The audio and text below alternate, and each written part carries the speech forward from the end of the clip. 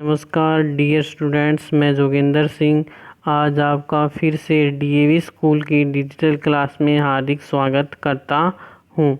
मैं आज आपको कक्षा 8 में विज्ञान का चैप्टर नंबर 4 जिसका नाम है धातु और अधातु करवाने जा रहा हूं। इस चैप्टर के 3 पार्ट हम पढ़ चुके हैं। तीन पार्टों में हमने इस चैप्टर को कंप्लीट कर लिया है। तीसरे पार्ट में हमने विस्थापन अभिक्रिया के बारे में पढ़ा था। विस्थापन अभिक्रिया ऐसी अभिक्रिया जिसमें अधिक क्रियाशील तत्व कम क्रियाशील तत्वों को क्या कर देता है, विस्थापित कर देता है या उसे हटा देता है, तो उसे हम क्या कहते हैं, विस्थापन अभिक्रिया कहते हैं। इसके अलावा हमने धातु और अधातु के दैनिक जीवन में उपयोग पढ़े थे। आज हम इस चैप्टर के क्वेश्चन आंसर हल करेंगे। पहला क्वेश्चन दिया है, निम्नलिखित में से किसको पीटकर पतली चादर में परिवर्तित किया जा सकता है। तो कहने का मतलब इस 4 में से हमें ये बताना है कि किसको पीटकर पतली चादर में परिवर्तित कर सकते हैं। तो पहला ऑप्शन दिया है हमें जिंक, दूसरा दिया है फास्फोरस, तीसरा दिया है सल्फर और 4 नंबर दिया है ऑक्सीजन। तो ये तो आपको पता है भी अघातवर्धनीयता का गुण किस में पाया जाता है, केवल धातु में पाया जाता है। अधातु में अघातवर्धनीयता का गुण नहीं पाया जा सकता। अघातवर्धनीयता का मतलब है धातु का वह गुण जिसको पीटकर पतली चादर में परिवर्तित किया जा सके। तो इसमें फास्फोरस और सल्फर और ऑक्सीजन क्या है, अधातु। तो ये तो इसमें सही नहीं है। इसका सही उत्तर क्या होगा, जिंक। तो पहले का सही आंसर क्या होगा, जिंक, क्योंकि जिंक एक क्या धातु है जिसको हम पीटकर पतली शीट में परिवर्तित कर सकते हैं। दूसरे क्वेश्चन की बात करें तो निम्न में से कौन सा कथन सही है। हमें ये 4 ऑप्शन दिए, इसमें से ये बताना भी कौन सा कथन सही है। तो पहला दिया है सभी धातु तन्य होती है। तन्य का मतलब उस सभी धातुओं को खींचकर हम पतले तार में परिवर्तित कर सकते हैं। तो जैसे हम एग्जांपल की बात करें मरकरी, तो मरकरी एक धातु है जो कमरे के ताप पर कौन से रूप में पाई जाती है, द्रव रूप में, और द्रव को हम खींचकर तार में परिवर्तित नहीं कर सकते। तो कहने का मतलब है सभी धातु तन्य तो नहीं होती। इसके बाद दूसरा ऑप्शन दिया हमें सभी अधातु तन्य होती है। तो ये हमने पढ़ा था भी अधातु में तन्यता का गुण नहीं पाया जाता। तो ये ऑप्शन भी क्या है, गलत है। तीसरे की बात करें सामान्यतः धातु तन्य होती है। तो ये हो सकता है क्यों, अधिकतर धातुएं क्या होती हैं, तन्य होती है। तन्य का मतलब उन्हें खींचकर पतले तार में हम परिवर्तित कर सकते हैं। तो इसका राइट आंसर क्या हो जाएगा, गै। सब सामान्यतः धातु क्या होती है, तन्य होती है। अगला चौथा दिया है कुछ अधातु तन्य होती है। तो अधातु में तन्यता का गुण नहीं पाया जाता। तो ये भी क्या है, गलत है। तो इसमें से कौन सा कथन सही है, गैर सामान्यतः धातुएं क्या होती है, तन्य होती है। तो ये थे 2 प्रश्न कंप्लीट हुए। तीसरा प्रश्न दिया है हमें रिक्त स्थान की पूर्ति कीजिए। तीसरे प्रश्न में हमें क्या करना है, रिक्त स्थान की पूर्ति करनी है। तो पहला इसमें दिया है फास्फोरस बहुत रिक्त स्थान अधातु है। तो हमने पढ़ा था फास्फोरस अधातु होती है भी क्या, तीव्र अभिक्रियाशील धातु है। तो खाली स्थान में रिक्त स्थान में क्या लिख देंगे, अभिक्रियाशील अधातु है। हम क्या लिखेंगे, फास्फोरस बहुत अभिक्रियाशील अधातु है। तो इस प्रकार से पहला रिक्त स्थान कंप्लीट हुआ। अगले की बात करते हैं। अगला दिया है हमें दूसरा, धातु उष्मा और रिक्त स्थान की होती है। तो हमें पता है धातु विद्युत और उष्मा की क्या होती है, चालक होती है। तो पहले रिक्त स्थान में हम लिख देंगे धातुएं उष्मा और विद्युत की, अगले रिक्त स्थान में लिख देंगे सुचालक होती है। सुचालक का मतलब उसमें उष्मा और विद्युत दोनों का प्रवाह हो सकता है। तीसरा रिक्त स्थान दिया है आयरन कॉपर की अपेक्षा रिक्त स्थान अभिक्रियाशील है। तो हमने जो विस्थापन अभिक्रिया में पढ़ा था उसमें हमने ये जाना था कि लोहे तत्व की अभिक्रियाशीलता कॉपर की तुलना में क्या होती है, अधिक होती है, जिसके कारण लोहे द्वारा कॉपर को क्या कर दिया जाता है, विस्थापित कर दिया जाता है। तो इसमें लिखेंगे आयरन कॉपर की अपेक्षा अधिक अभिक्रियाशील है। रिक्त स्थान में क्या लिख देंगे, अधिक अभिक्रियाशील है। 4 नंबर है धातु अम्लों से अभिक्रिया करके रिक्त स्थान गैस बनाती है। तो हमने पढ़ा था धातु अम्ल के साथ क्रिया करके कौन सी गैस बनाती है, हाइड्रोजन गैस बनाती है जो किस ध्वनि के साथ जलती है, पोप ध्वनि के साथ जलती है। तो रिक्त स्थान में लिख देंगे हाइड्रोजन गैस। तो इस प्रकार से हम रिक्त स्थान को कंप्लीट कर लेंगे। पहला रिक्त स्थान था फास्फोरस बहुत रिक्त स्थान है धातु, तो क्या लिखेंगे इसमें, अभिक्रियाशील अधातु है। दूसरा रिक्त स्थान था धातुएं उष्मा और रिक्त स्थान की होती है, तो धातुएं उष्मा और विद्युत की क्या होती है, सुचालक होती है। तो पहले रिक्त स्थान में लिख देंगे विद्युत, अगले रिक्त स्थान में लिख देंगे सुचालक होती है।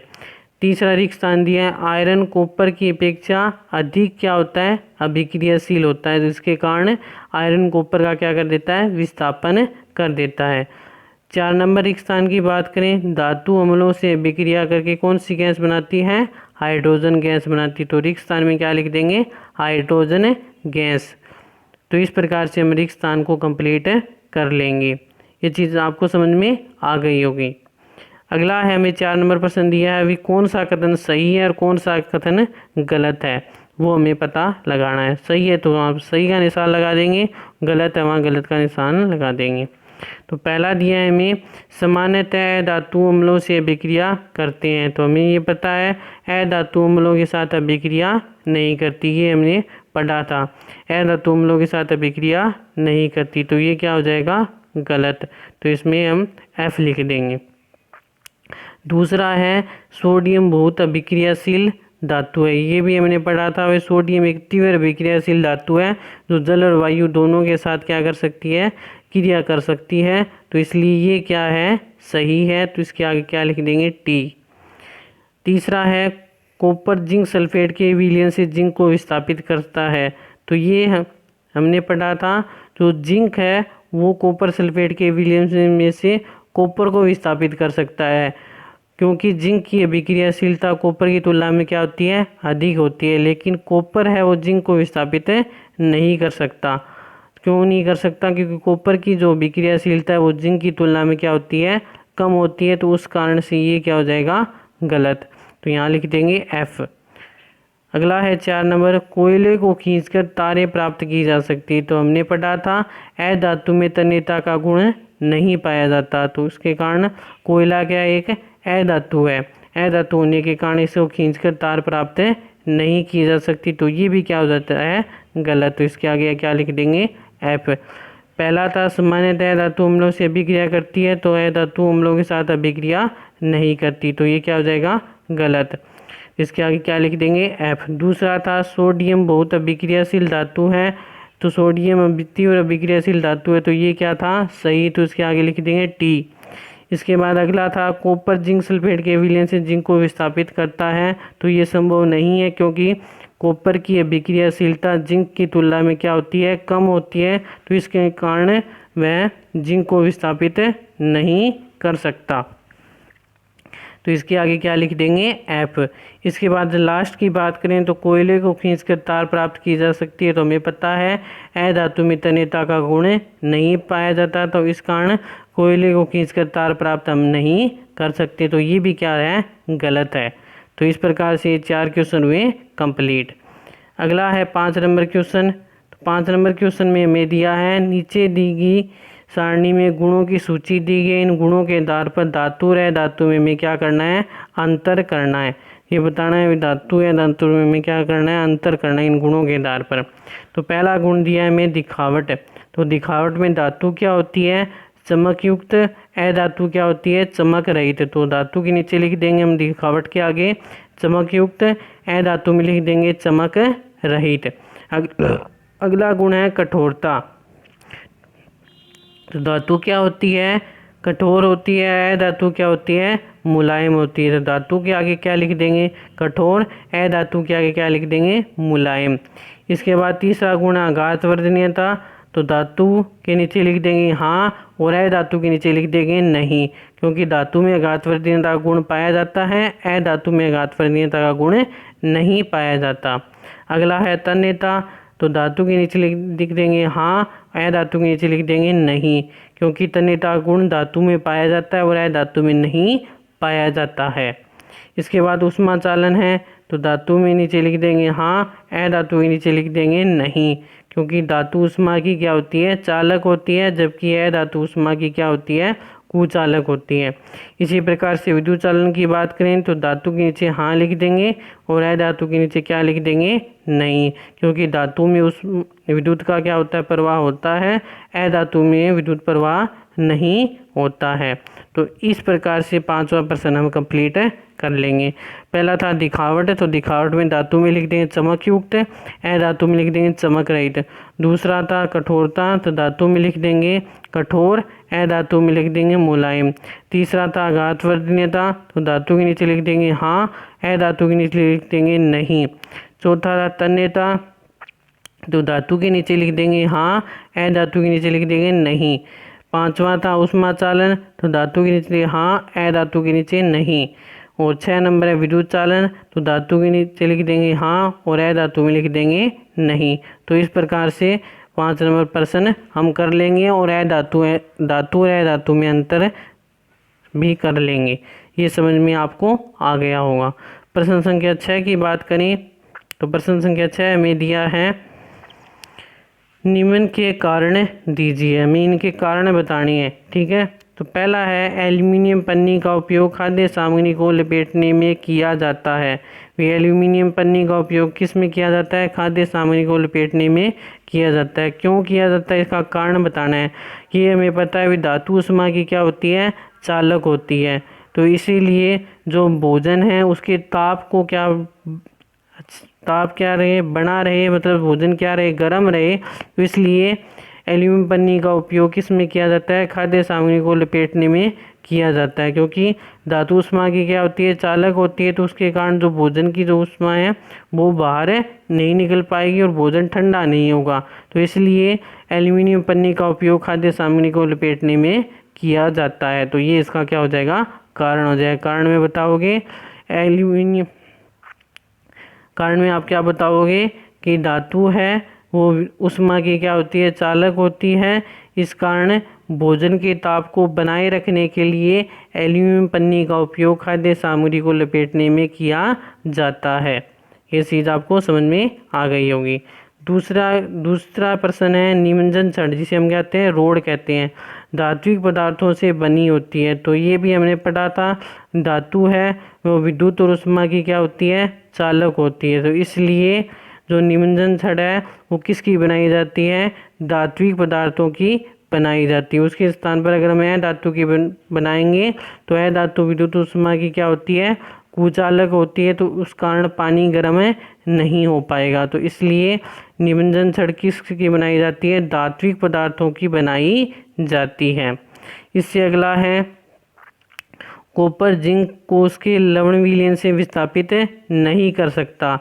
कॉपर है वो जिंक को उसके लवण विलयन से विस्थापित नहीं कर सकता। क्यों नहीं कर सकता, क्योंकि कॉपर की जिंक से अभिक्रियाशीलता क्या होती है, कम होती है। तो इस कारण कॉपर है वो जिंक को उसके लवण विलयन से विस्थापित नहीं कर सकता है।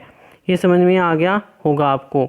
इसके बाद अगला है प्रश्न है सोडियम और पोटेशियम को मिट्टी के तेल में रखा जाता है।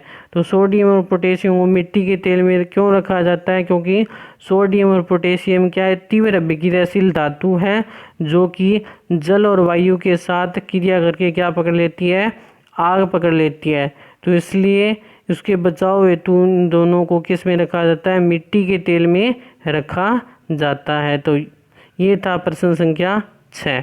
तो प्रश्न संख्या 6 में हमें कारण बताने थे। पहला था एल्यूमिनियम पन्नी का उपयोग खाद्य सामग्री को लपेटने में क्यों किया जाता है, क्योंकि धातु ऊष्मा की क्या होती है, चालक होती है, इसलिए जो भोजन है उसका ताप बनाए रखने के लिए एल्यूमिनियम पन्नी का उपयोग खाद्य सामग्री को लपेटने में किया जाता है। दूसरा है निमज्जन छड़ धात्विक पदार्थों से निर्मित होती है। क्यों होती है, क्योंकि धातु ऊष्मा और विद्युत की क्या होती है, चालक होती है, इसी कारण निमज्जन छड़ धात्विक पदार्थों की बनी होती है। तीसरा है कॉपर जिंक को उसके लवण विलयन से विस्थापित नहीं कर सकता। क्यों नहीं कर सकता, क्योंकि कॉपर की अभिक्रियाशीलता जिंक की तुलना में क्या होती है, कम होती है। तो इस कारण कॉपर जिंक को उसके विलयन से विस्थापित नहीं कर सकता। इसके बाद 4 नंबर दिया हमें, सोडियम और पोटेशियम को मिट्टी के तेल में रखा जाता है। क्यों रखा जाता है? क्योंकि सोडियम और पोटेशियम एक तीव्र अभिक्रियाशील धातु है, तो इस कारण ये जल और वायु के साथ तेजी से क्रिया करके आग पकड़ लेती है, इसलिए इसने बचाव हेतु इन्हें सोडियम और पोटेशियम को मिट्टी के तेल में सुरक्षित रखा जाता है। तो आगे के प्रश्न हम आगे की वीडियो में करेंगे। यहाँ तक आपको प्रश्न समझ में आ गए होंगे। तो ये प्रश्न आपको कॉपी के अंदर करने हैं। फिर भी अगर किसी प्रश्न में किसी बच्चे को कोई डाउट रहती है तो वो नीचे कमेंट बॉक्स में लिख सकता है। चैनल को ज़्यादा से ज़्यादा लाइक और सब्सक्राइब ज़रूर करें और वीडियो को पूरा देखें। धन्यवाद।